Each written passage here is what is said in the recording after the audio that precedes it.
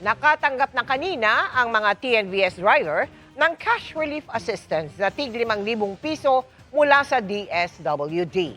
Pero hindi lahat ang nagpunta sa mga payout centers na nabigyan. Meron kasing mga tsuper na nadiskubring wala sila sa listahan. Nakatutok si Ian Cruz.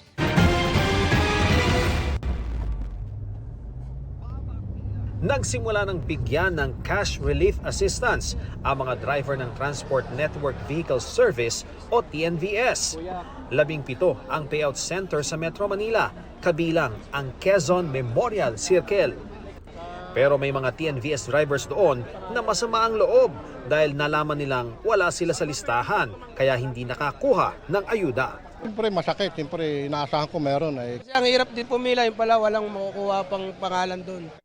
Si Mark Anthony Dantes, hindi ngayon nabigyan dahil nailista pala sa mga bibigyan para sa delivery service na sa Huwebes at Biyernes pa ang payout. Sa delivery siya makakuha. Sigurado na. Mamaya, ay ito na yung sa araw na lumabas yung delivery, wala yung pangalan ko. Ang ibang wala sa kahit anong listahan, tiniyak na mabibigyan dahil ipinapaayos na umano ang mga ito sa mga transport network companies kay active man o hindi. Hindi naman ito ang huli at una at huling araw ng payout. Katulad na nangyari sa tricycle drivers last week, pwede tayo mag-schedule ng special payout day. Hiwalay pa sa ayuda ng DSWD ang fuel subsidy naman ng Department of Transportation. Pinangunahan mismo ni Pangulong Bongbong Marcos ang pamamahagi niyan sa halos 30 operator ng bus sa Parañaque Integrated Terminal Exchange. Pero hindi lamang dito sa Metro Manila, pero all over the country na ito. We are now providing 10,000 subsidy for each bus unit.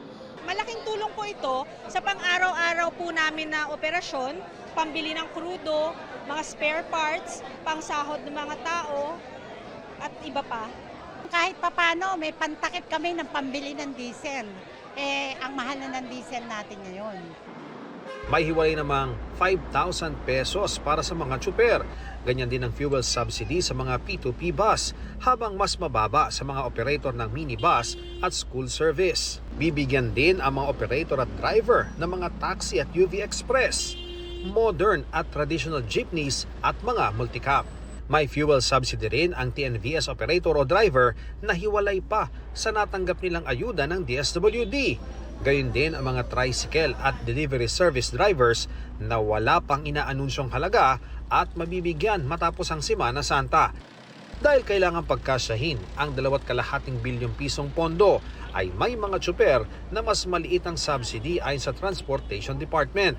Hindi kasama sa mga bibigyan ang mga konduktor na posibleng ipakiusap na lang sa DSWD. Yung mga konduktor, syempre masasabi din po natin na sila individuals in crisis situation. Maglalambing po tayo kay Secretary Rex. Konti lang naman to yata, sir. Of course, pag in-endorse nila and they are in crisis, agad-agad natutulong ang departamento.